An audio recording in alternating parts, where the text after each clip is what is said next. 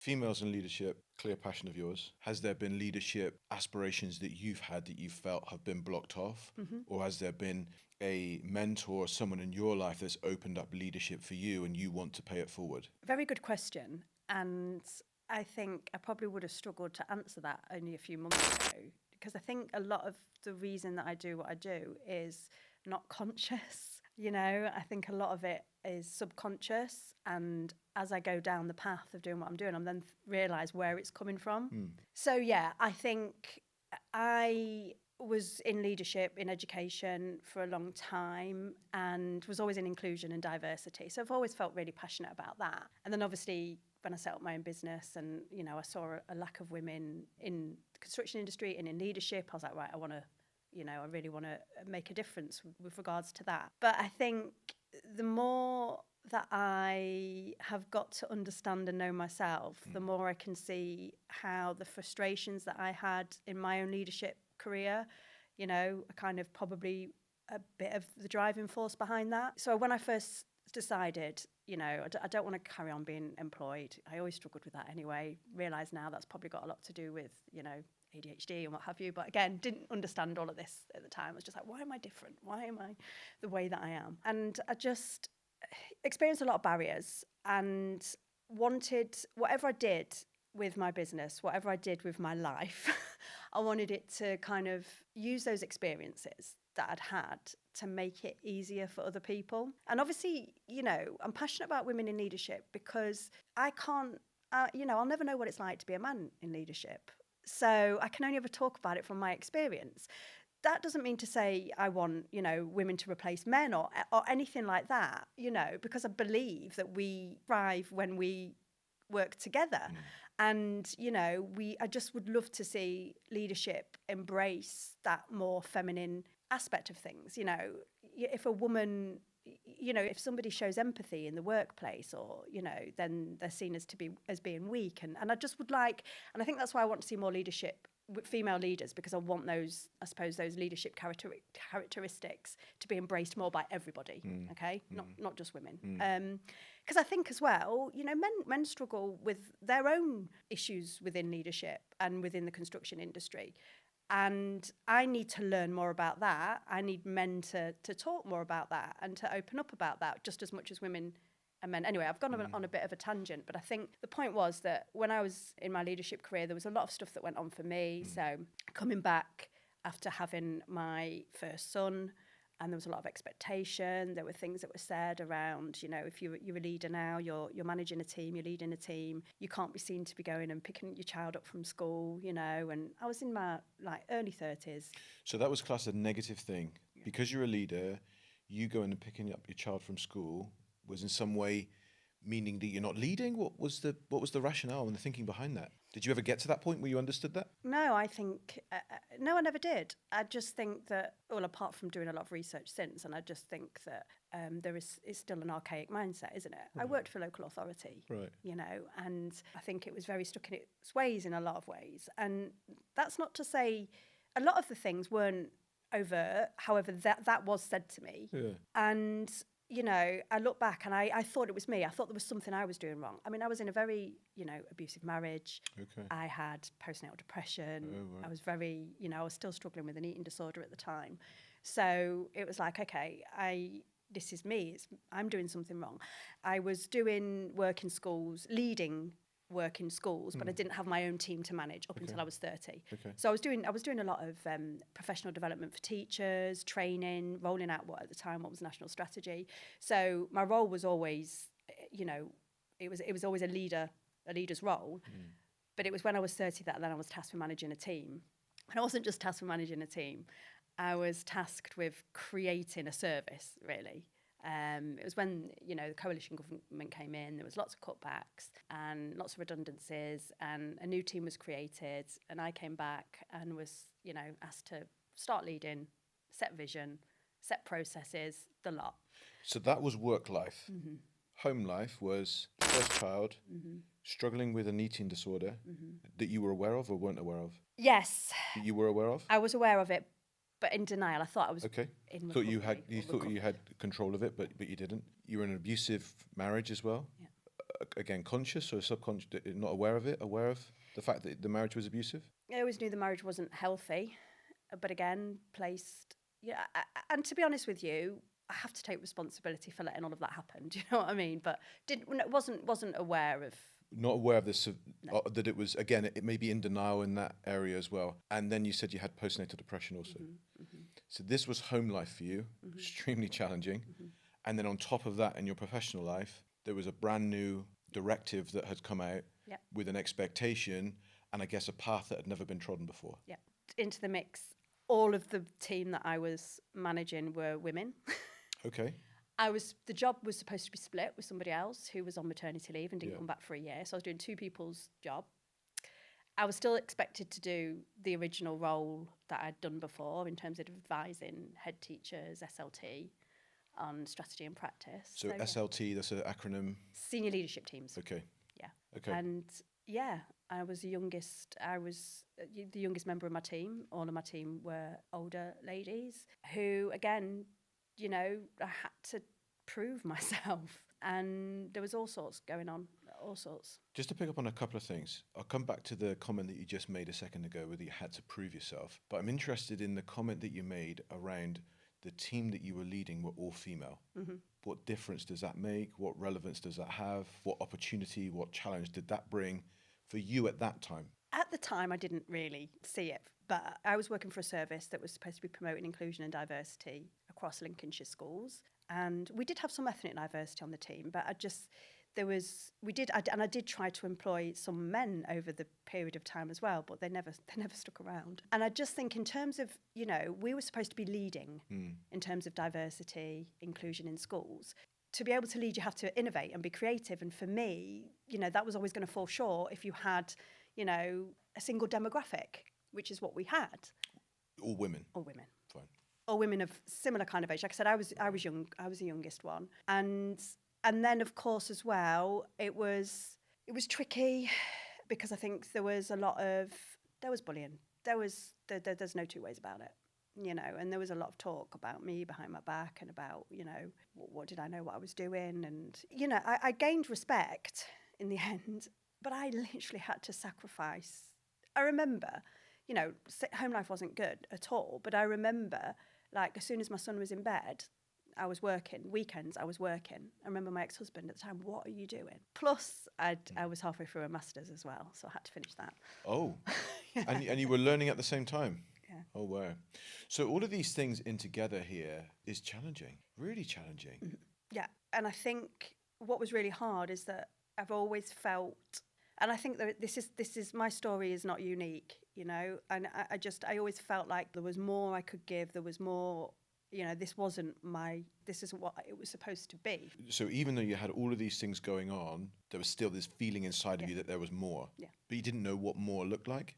No, and I think part of me knew it would evolve in some ways. I knew, okay, so I hit rock bottom. I had a breakdown after having my second son. This was how many years? This was 3 or 4 years after the period that I just told you about when I first went into that role. And I never really, things got to a head at work at that point. And, I don't think I ever really recovered from what happened at work, if I'm honest. But it was at that point that I was like, I can't continue like this. I can't carry on, But I also knew that I couldn't achieve what I wanted to achieve carrying on the way in the environment that I was in, having the struggles that I was having, So although I was still struggling with the eating disorder, I was still, struggling with the postnatal depression, all of that. They were such dark days. But there was something in me that was just like, you've got to get better, you've got to be better. And when you are, you can do what you need to do. So I started a process of kind of building my way back up. This feeling of you have to be better, or is it I believe that I can be better? So which of the two do you think was pulling you? Was it this I need to, or was it that I can? It was definitely I need to. Okay. I think the can, there was still always, can I do this? Am I going to do this? All the time. The doubt. Does it ever leave? I don't know. But you've got to override it. Everything is it's all a mental game. It is. So if the people that are listening to the podcast that are identifying with the things that you're saying as a place where they feel at the moment, what would you say to them? And what would you say to your previous 30, 31, 32, you said? Yeah.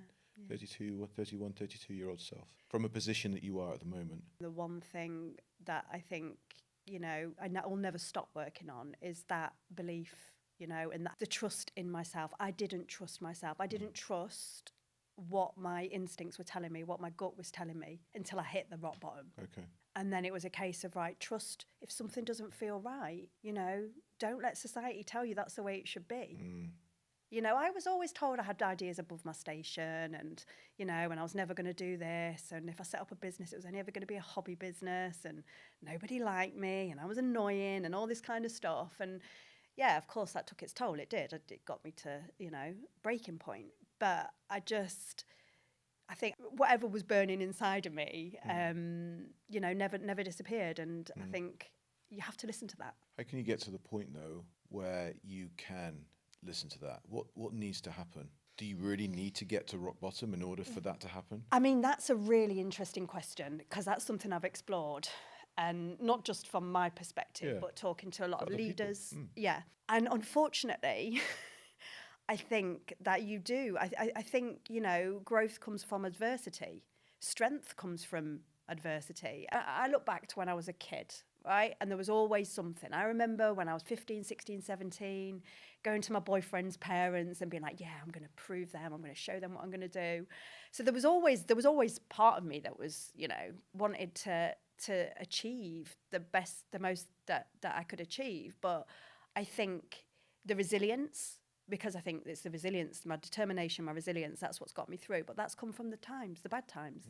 And the bad times didn't start then, the bad times started from when I was, experiences as a child. So yeah, unfortunately, I'd love to sit here and go, no, you don't have to go through the crap to come out the other side. But I think sometimes that's the reality of it. And you know what? It makes sense.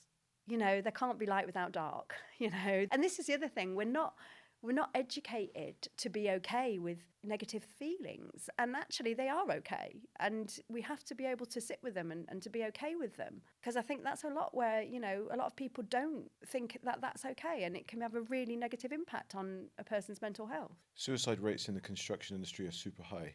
Yes. What you're speaking to at the moment, there will be people listening to this podcast, undoubtedly, that have been or are in dark places. And so how do you think that can connect to reducing the amount of suicides that are going on within the construction industry at the moment? Again, this is a topic that I think, there's no straightforward, there's no black and white to anything, right? Yeah. And I think suicide rates in the industry, I think it's multifaceted. I do believe, and I do think there's so much more going on, than I will ever understand as a woman, okay? I do genuinely believe in my heart of hearts, though, that if we have better leadership, more inspiring leadership, more balanced leadership, and more inclusion, it will help, because there is no doubt that there are things triggering. I think there's so much pressure in the industry, there's so much pressure to keep costs down, there's not enough regulation in the industry, there's not enough governance, so people that don't necessarily have experience in business can go out, set up a business, get themselves a gang of men or women or whatever, and then it becomes really tough and tricky. So I think the reason I'm going down that route is there are lots of reasons why people get in a place where they're not healthy mentally. But for me, I think if we can have, and I've had leaders, senior leaders in construction companies that will come to me and will want to do some work with me because they say, I can't talk about these things to my peers. They're all white middle-aged men. I can't have these conversations. So if we've got more inclusion, if we've got more, psychological safety in the workplace, I do think that we will be able to unpick some of it. I mean, lots of people have got theories about, some people think that the mental health crisis is where it's at because we're talking too much about it. And do you know what? I do think you can keep putting on mental health workshops, you can keep putting on wellbeing days, but until you tackle leadership and culture, none of it's going to have the impact it needs to have. So what is it then about white middle-aged men that causes the issue? And I feel sometimes white middle-aged men, if I was a white middle-aged man, I'd feel quite bad about being white middle-aged and a male. And there's nothing that you can do about that, right? But what is it that creates a barrier because somebody is a white middle-aged man in a leadership role? Where is it a perceived barrier? Is it a real barrier? No, so again, these are just my, my thoughts, my observations. And it's not the fact that a man is a white middle-aged man that is the problem. It's the fact that, I think workplaces are gendered. Okay. And a white middle-aged man, sorry, and I do hate using that term, and I know I've used it, and, and I do wish we could get away from using some of the words that we do use. But, I think it's that they've got characteristics that are accepted. Okay. They're not going to come across the same barriers as, because we say white middle, so we've got colour, race. Okay. Yeah. There are certain, if you're white, you are going to be accepted. More than if you're a black person. If you are a man, you're going to be accepted more in the workplace than if you're a woman. If you are, or whatever gender you want to identify as. If you are of a certain age, again, you're going to demand more respect. And I mean, I've spoken to so many men and women in the industry that we are just prayed to get to a certain age that then I could be taken more seriously, because it's like, when you're of a certain age, you are going to have a certain amount of experience. We know that that's not always the case. It's what you do with that experience, right? Isn't it? But anyway, they are characteristics. Straight. If you're straight, you're going to be you're going to be accepted. You've got characteristics. Straight as in heterosexual. Yes. Sorry. Okay. Yeah. Yeah. So you've got characteristics that are accepted as the norm. So you don't face the same barriers that people in minority groups would. Right. So then it's like, how can, if you've never experienced life, through the lens of somebody who doesn't have a characteristic that is in the majority, how are you ever going to see outside the box? How are you ever going to see the blind spots? So for me, it's not, there's nothing wrong with white middle-aged men per se. It's the fact that you need the diversity. It's the fact that you need other minds, other experiences. And this isn't just, again, what I want to say is diversity isn't just about demographics either. It's about cognitive diversity, So that's another factor to take into consideration. So you mentioned ADHD that you have. Is that diagnosed at what age? In my 40s. In your 40s, okay. So I'm interested to understand what path you went on to get a diagnosis at that stage in your life. And I'm just linking this back when you're talking about cognitive diversity, because having someone with ADHD will definitely bring a different perspective on things than if you've got a group full of people without ADHD. Mm-hmm. So I'm interested what showed up for you and at what point you decided to go and say, but you know what, I'm gonna speak to somebody to find out if I have ADHD. I think I might. And then what difference that made afterwards for you? So first of all, it's not diagnosed. Okay. What it was that made me think about that was my own son. So he's been diagnosed with ADHD. Mm-hmm. And it was like, okay, I see my son and I see me and my son. And now I'm starting to understand why life was such a struggle, even at his age. So it was while I was going through my divorce, and I spoke to my doctor about it on several occasions. And he said to me, he was like, it's pretty obvious this is how you present it. But I was also diagnosed with PTSD as well. But anyway, he said, we can go down the route of a diagnosis. It's going to be a very lengthy process. It's not an easy process. So unless you feel that you want to take medication, then I would say continue. You've obviously coped. You've obviously built up. He actually said to me, you've got coping mechanisms. You've got strategies that you've built up over the years. I wouldn't suggest going down that route. So I didn't, but I did push for my son. I did push for my son because, I just think he's still in the education system. He's going into secondary school. And I just think, even though he was devastated when he got the diagnosis, because he thought I'd ruined his life. He was like, Mum, you've ruined my life now.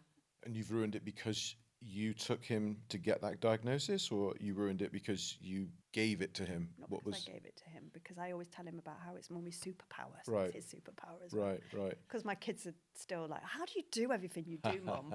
And I'm like, kiddo, this is exactly, no, because... So why was he devastated with you then? Because he made it, because he got a label and he was different. Okay. And still now it's tricky with him. It's not something he wants to, discuss really. It's something that, he sees it as making him different. And that's sad and that's hard and that's another driver for me. If even a 10-year-old, 11-year-old can not want to acknowledge his, neurodivergence, which is doesn't make him any less of a person. It makes him who he is.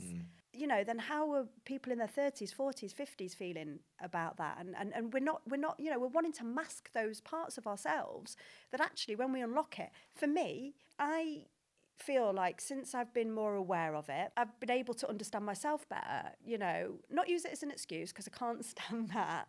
You know, it's just right, okay, these are the things that I'm struggling with because my mind doesn't work in that way, but this isn't me. It's not because I'm a bad person. It's not because, you know, I can't do certain things. I just have to learn to do things differently and to acknowledge parts of me that I've never understood before. And that's what I want Leo to hopefully develop at a younger age. What is your superpower?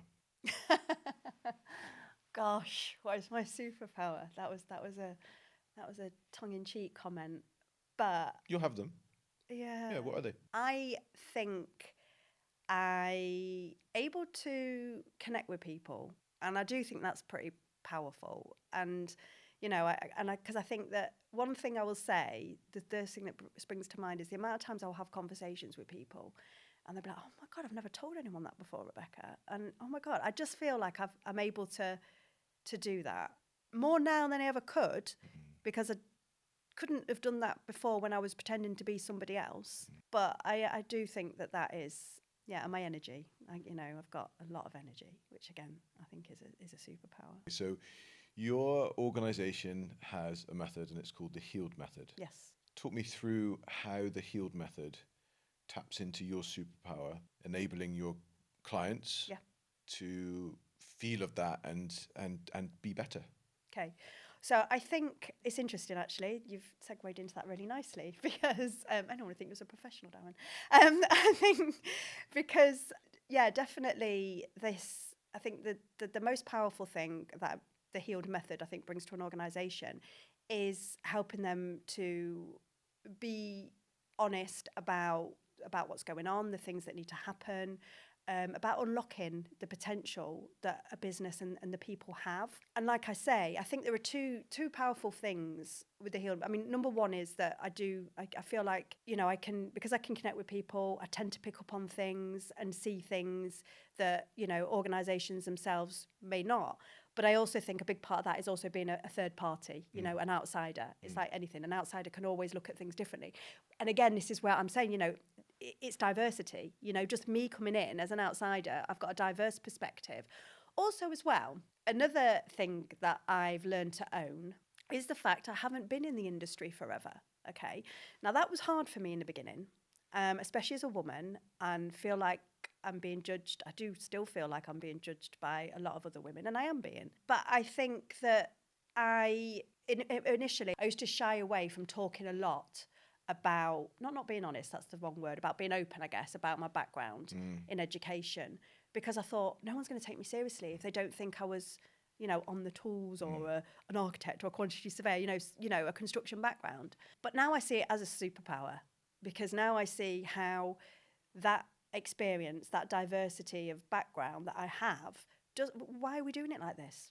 Well, we don't need to do it like this anymore. You can't see past that because it's what you've always done. So I do think that is something that I've learned to own and not shy away from. One of the things that I notice is that whenever you go into an industry, there is that thing that's in the back of your mind saying, where am I going to get credibility from? Yeah.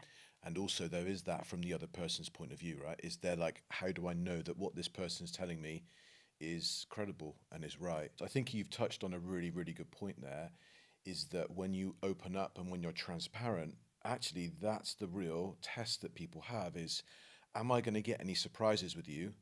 And if I'm not sure and I think I am, then I don't trust that, because every surprise is a bad surprise. But when you're transparent and when you're open, then everyone is thinking, well, when I speak to Rebecca, I'm not going to get any surprises from her. If she doesn't know it, she's going to tell me. Yeah. If she does know it, she's going to tell me. If she thinks it's daft, then she's going to tell me. Yeah. And that's really a key way, I think, of building that credibility with individuals and organizations. And I think it's about being vulnerable. It's about acknowledging and accepting that vulnerability can be a strength. I'm not saying that, you know, anybody needs to be as open and honest as I am, and, you know, but I do think there should always be an element. I think to be a really good, inspiring leader, you've got to have some amount of, you've got to acknowledge that, you know, a certain amount of vulnerability is going to be a strength, because it's what connects us. You know, whenever I do a workshop, whenever I, you know, meet new people within an organisation, I will always share, you know, something about my journey, my background, because it will resonate. Whether people want to then open up and say that they've also been struggling but it makes me a person, it makes me human. I remember doing a workshop recently for a tier 1 contractor, and one of the construction directors, he said to me, do you know what, Rebecca, I can't remember, we'd got like 10, 15 minutes in, and he was like, when you first came in, I was like, oh yeah, who's this? What's she? He said, but now that you've spoken and you've shared some of that stuff, I think actually I'm gonna listen, I'm gonna, you know, engage with this. And, you know, it's leading by example, I guess. You've touched on a few topics here that are really impactful in people's lives, whether you are feeling that and going through that yourself personally, or observing that with someone else. And so the things I'll list out, you've spoken about eating disorders, abusive relationships, you've spoken about ADHD, you've also spoken about postnatal depression. Let's talk about some of these in isolation. So the one that I think that's on my mind the most is postnatal depression. Okay. So postnatal depression, what advice would you give to the partner of somebody with postnatal depression to help them and support them? The reason I'm asking this question is because I've got 4 children with my wife, and every time I went into the hospital, it felt as though I didn't belong there, because time and attention was all on them.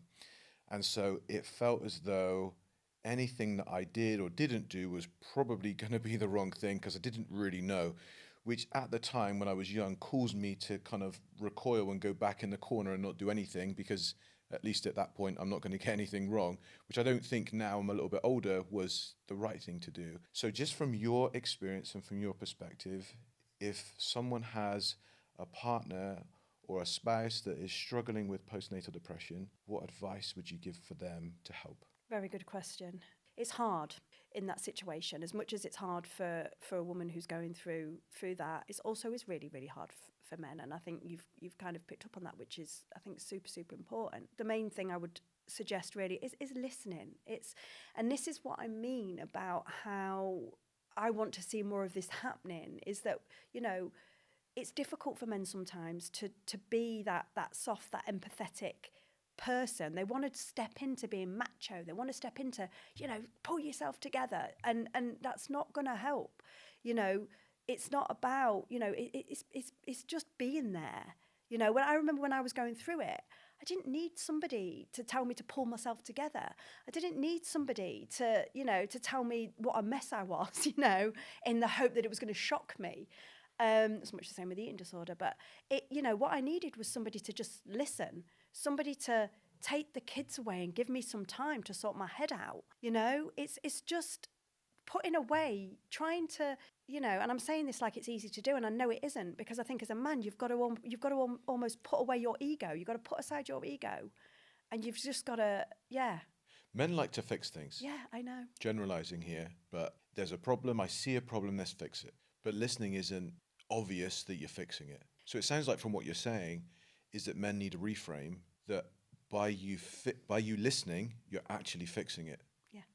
Well, women, you know, women are brilliant at, this is why women, you know, women support women so well, because they listen and they let women come to their conclusions and work out their solutions, you know? And I think if more men can play that role within relationships, you know, and I'm not saying, because I'm not trying to, you know, demasculinize men or anything like that. I don't think that's what you're doing. No, good, because that's certainly not. I mean, I've been called a man hater and everything, and that's not the case, you know. I've got 2 young sons, you know, and I think, you know, because women still want men to lead and to be strong and what have you. But again, like I said to you, listening, being empathetic, being vulnerable doesn't mean you're weak. And, you know, all I needed was someone to hold space for me. And that didn't happen. So hold space is a psychological term. Some people may call it psychobabble.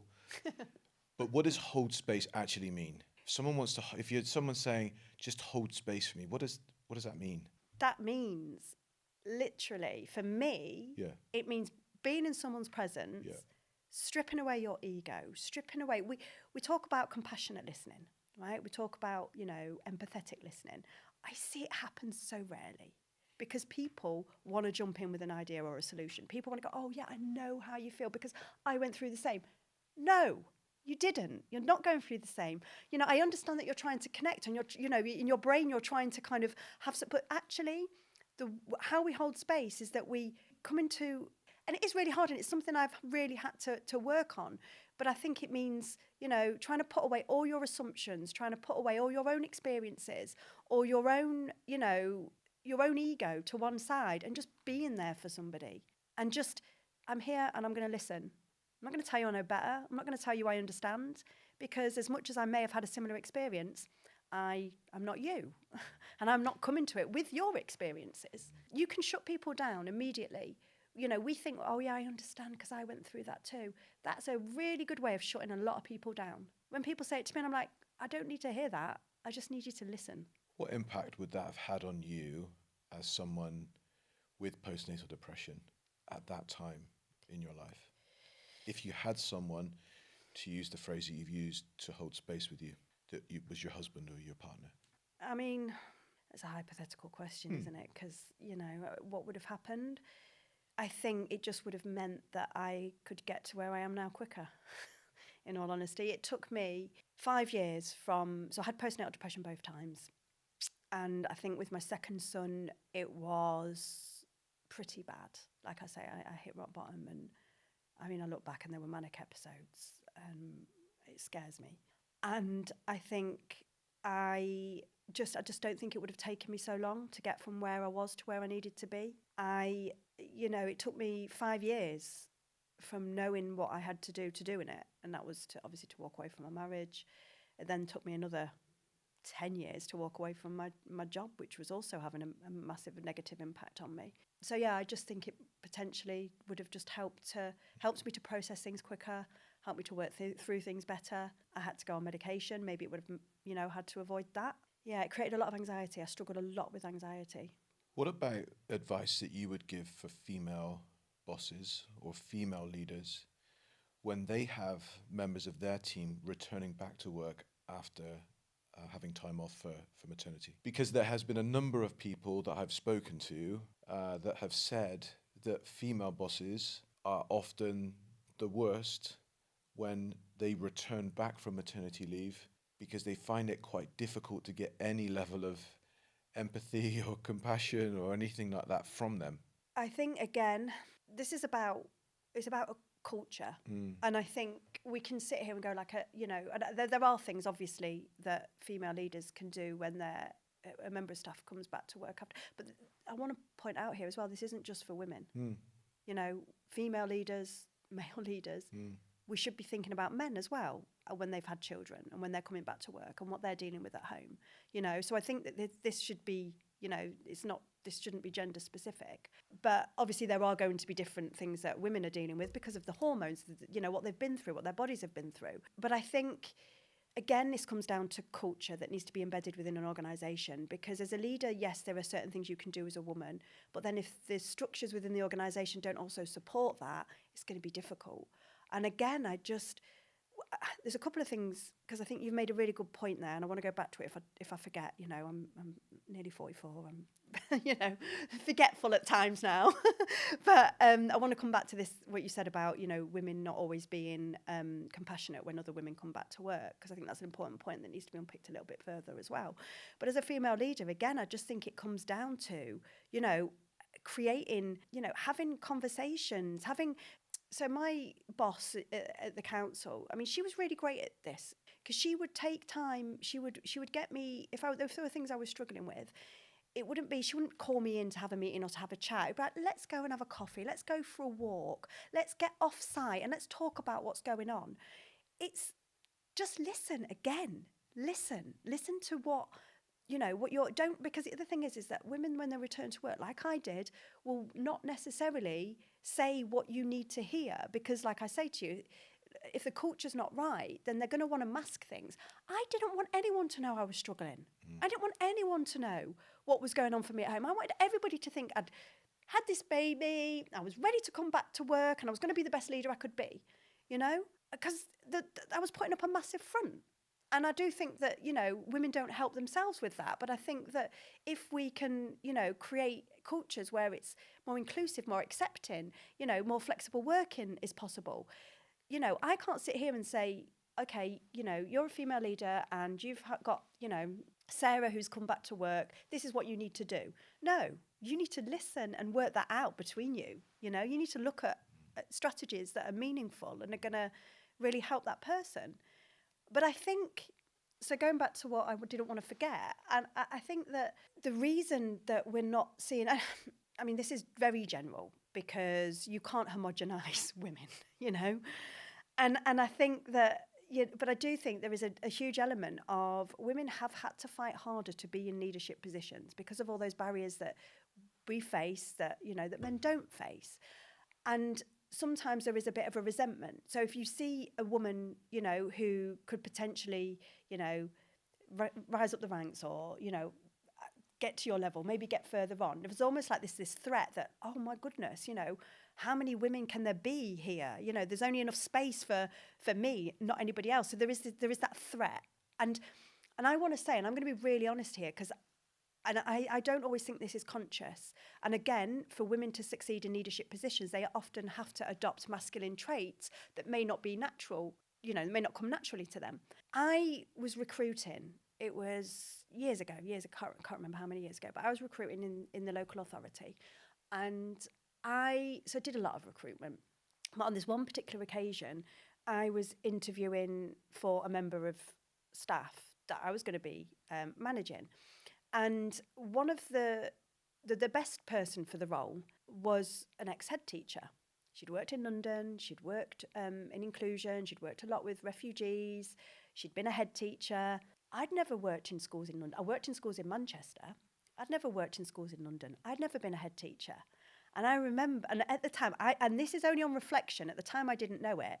Luckily, we had recruitment processes that were quite fair and, but I was reluctant to employ that person. And when I look back now, I was reluctant to employ that person because I was terrified she was going to want my job, and that's happening. And I was somebody who I thought at the time I was quite, a fair, empathetic leader. But when I look back, no, I was terrified as a woman that someone was going to pick me to my job. Yeah. Have you heard of the crabs in a bucket story?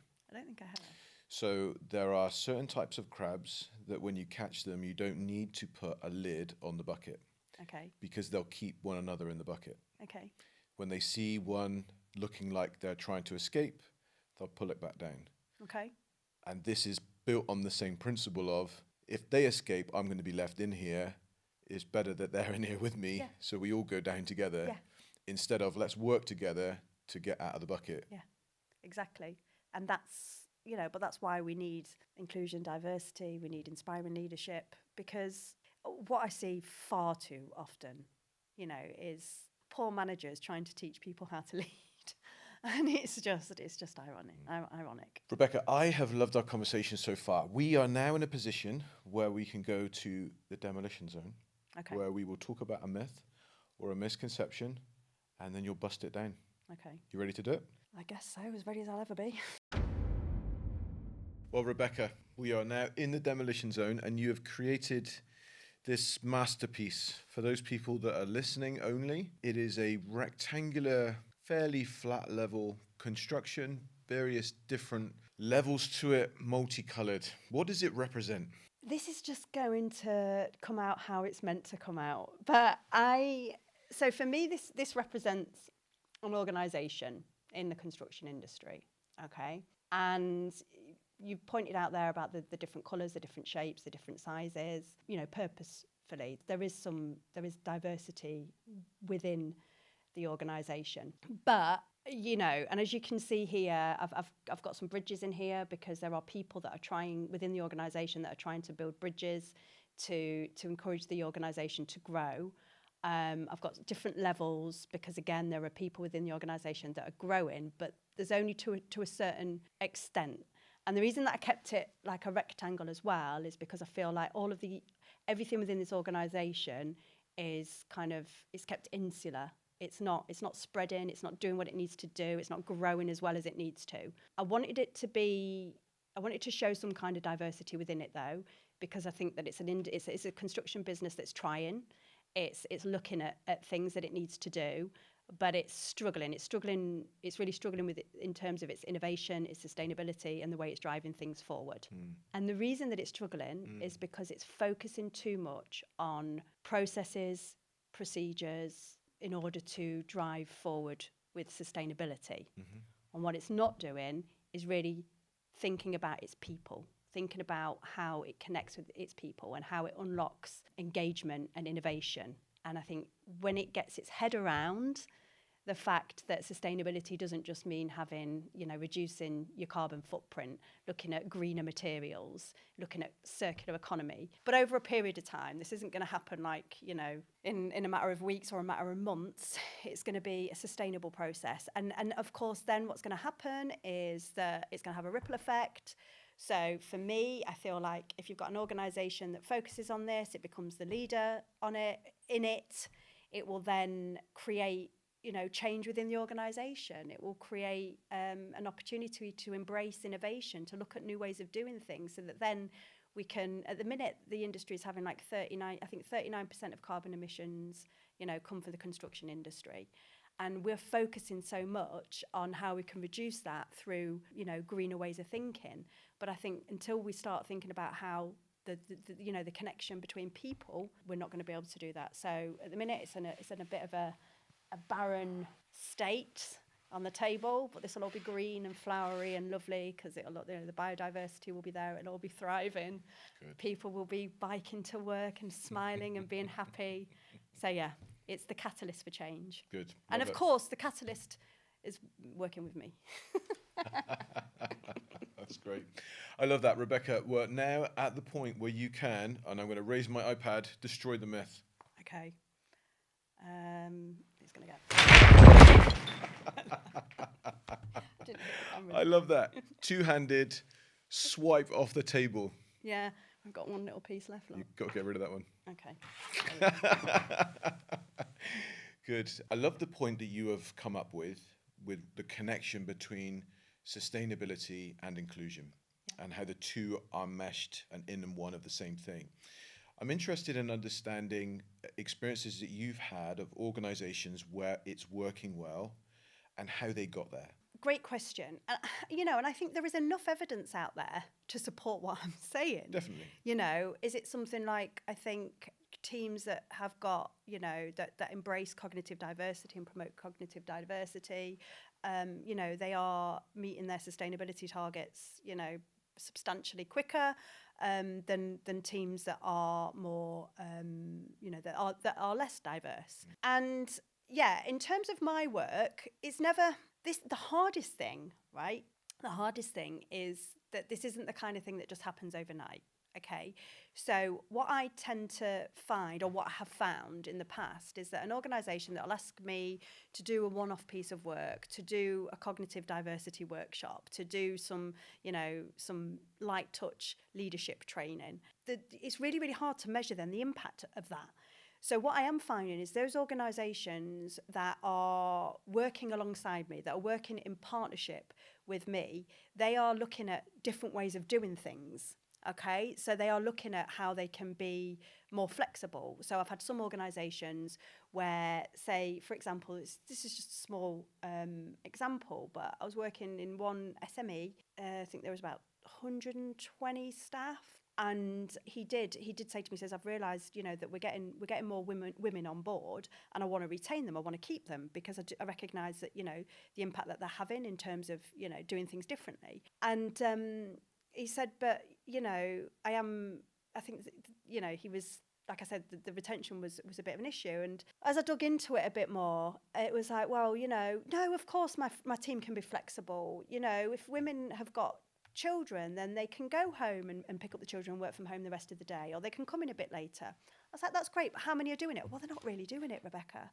And I'm like, okay, what time do you get into the office? Oh, well, I make sure my wife takes the kids to school, and I'm always in for 8 a.m. and I don't leave till 6 p.m. And yeah, my wife does. And I was like, well, you're not leading by example then. You may have a policy that says, yes, we're flexible, okay? But actually, if you're demonstrating that, you know, you need to be in the office Monday to Friday, 8 till 6. How is that going to create a culture where people feel that it's safe and it's okay to do that? You know, so it's just, it's those small things that I think over time have an impact. When you mentioned that to him, though, was that a light bulb moment, or was how did that land? There was resistance. Okay. I'm not going to lie. I'm not going to sit here and go. I'm not going to sit here and go. Yeah, it was brilliant, and overnight we turned everything around. You know, I'm not. How did that resistance show up from him? What excuses or what was his comeback? There wasn't really any. It was just. I think what he tried to kind of explain is that how in his mind, him doing that and him putting the bulk of the childcare responsibilities on his wife, that worked in their situation, okay? And I'm not, and it's not up to me to comment on anybody's relationship situation, whatever. All I'm saying is, obviously, you know, by doing that, he's putting pressure on other people to do the same, okay? But for me, sorry, going off on a tangent, but it was like, well, that's how I've got to where I am. That's how I've built my business. I've had to make sacrifices, you know, and that's a really tricky mindset to challenge and overcome, because until we start to see more businesses thriving, and there are plenty of examples of businesses that are thriving without that mindset, but we need to see more of it. We need to see more of it in the construction industry, because until we do see that happening, there's always going to be, well, you can't build a business, you can't grow a business unless you are 9 to 5, Monday to Friday, in front of your laptop, in front of clients, whatever. You know, that has to change, but it's almost like, you know, the psychology of it, the process of change. You always need to see it happening first, don't you, in order to believe and buy into it. It's interesting that you're bringing up that, because there's another director in my consultancy that I've got that's got a very, very different lifestyle to what I have, primarily because his children are younger than what mine are. So I will come into the office extremely early, and I will work for a period of time, and then I'll stop in the middle of the day, and then I'll go off and spend some time with my wife. It's really short distance for me to get back home again. I'll probably go to the gym, and then I'll go back and then work until the evening. And he's got a completely different routine. He'll come in quite late, and then he'll leave generally kind of around 4 o'clock, sometimes 5 o'clock is when he'll go. But one of the things that we both do as leaders of the organisation is, if there's something that comes up where we need to be at a child's event, or something goes on that we are needed in some way, shape or form, we'll communicate that out to the team, and we'll say, I'm leaving at this time, or I'm not in here because, and then we'll say, this is what the situation is with our family. So what I've found from that is that when someone needs a doctor's appointment, when someone needs to go and take care of a member of the family, or whatever that looks like, that they feel justified or accepted in coming and saying, look, really sorry, Exactly. Something's come up last minute, this is where I am. But it is kind of the whole kind of monkey see, monkey do, is like, I'm seeing that you're doing this yourself, so I feel quite safe copying you. Yeah. Everything gets done that needs to get done. There's the odd occasion where someone needs to work late, or someone does something over the weekend, but there isn't the expectation that someone needs to do that. People just do it in of their own, you know, free choice. And I really resonate with what you're saying there, is that if I would have, and the other director would have acted in a different way, and we would have said to everyone, look, we've got flexible working, you can fit stuff in and around. If something comes up, feel free to go and do that. I can see definitely how there would be some resistance there, because they're looking at the leadership of the organisation saying, they're not doing it, so I don't feel safe doing it. And this is my point as well, in that, you know, policies, procedures, processes don't mean anything if we're not walking the walk and doing it. And I would love to say here as well, not love to say, I'm going to say, you know, that there is no one size fits all. Yes. Okay, every organisation, and this is the thing, is that when people come to me and go, well, what are you going to do for me? What's the healed method going to do? And I'm always like, it's a partnership and it's a journey. And what will happen is that, you know, I'm going to kind of, you know, sometimes it can be uncomfortable, because it will be like, well, look, I think that this needs to be done in a different way, and let's have a conversation about that. But yeah, you know, again, you're talking about how within your organisation you were making it clear, you know, when you were going to do X, Y, Z, so that then other people could see that. But then on the other hand, I've got a client who his team work remote. quite a lot, hybrid. And, you know, it's like, well, if they've got a doctor's appointment, a hospital appointment, if their child's got a school, an after-school play or whatever, they don't need to tell me. They don't need to tell me what they're doing. I don't need to tell them if I'm going to be leaving early. We just have this mutual understanding that that's okay. So that's another way of doing it. There is no one model that suits. And we need to come away from... I remember when I first was thinking about the healed method and kind of how I was going to communicate it, market it, bane of my life. I can't stick to processes and procedures myself. So anyway, but and it was like, I was like, oh, I'm going to come up with a blueprint. And I was like, but it's not a blueprint because there is no one way of doing this. And this is the thing as well, you know, and I am seeing it.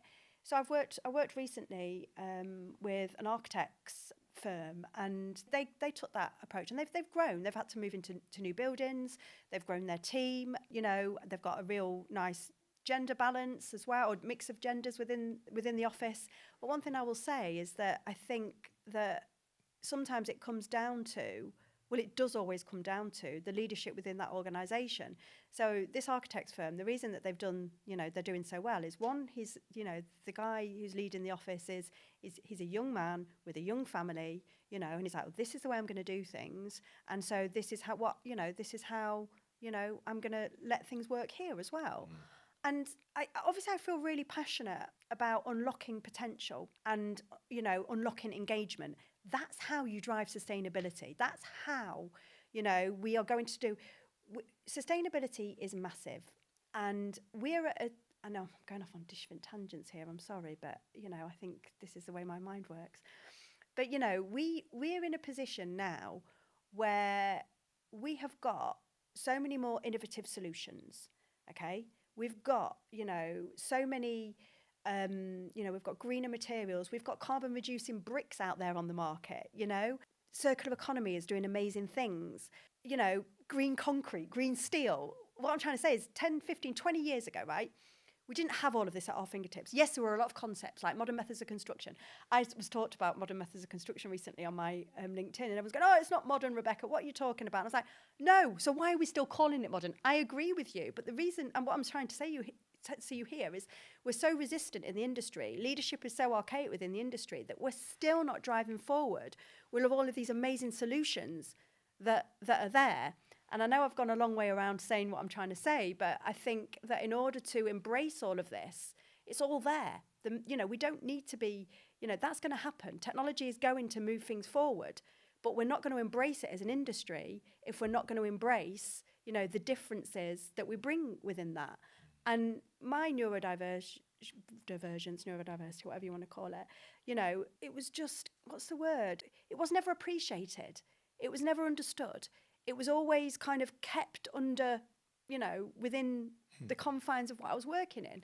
And now all of a sudden I can go out and I can do what I'm doing, and I'm able to achieve the things that I've achieved in such a short amount of time. And I kind of almost say, look, I'm a micro of what I'm wanting to see organisations do within the industry. I've gone a long way around that. Do you know, what you've said there is summed up what I've taken away from this discussion, which is the real beauty and the real joy here is in allowing and permitting things to expand and grow and flourish. And instead of spending time putting boxes and lids on things, let's spend time feeding and fertilizing things, because what will grow out of it will be far more beautiful than what it is that you think it is in your mind. And so I'm hearing that is the experience that you have come to in your own life, is that for years and years I've tried to contain this, and that's what beauty is. But no, actually, I need to take the lid off and take the walls off and nourish and feed those things that I am really good at and am really passionate about, and share that with other people, because I'm flourishing and I know other people will do the same. Exactly that. And their flourishing will look different to mine, but that's what makes a beautiful garden. Rebecca, I've loved having you on the podcast. Thank you. Appreciate you coming on. No, I'm just thinking here, just as a last piece of wisdom, last piece of advice, what is the one thing that someone can do that will make all the difference? I think we just need to, one thing one person can do is just open up their mind and open up their heart to possibilities. It's been great having you on. Yes, you too. Thank you. Thank you. Thanks for watching to the end. I think that you'll like this, but before you do that, just make sure that you've commented and liked below. and also that you subscribed.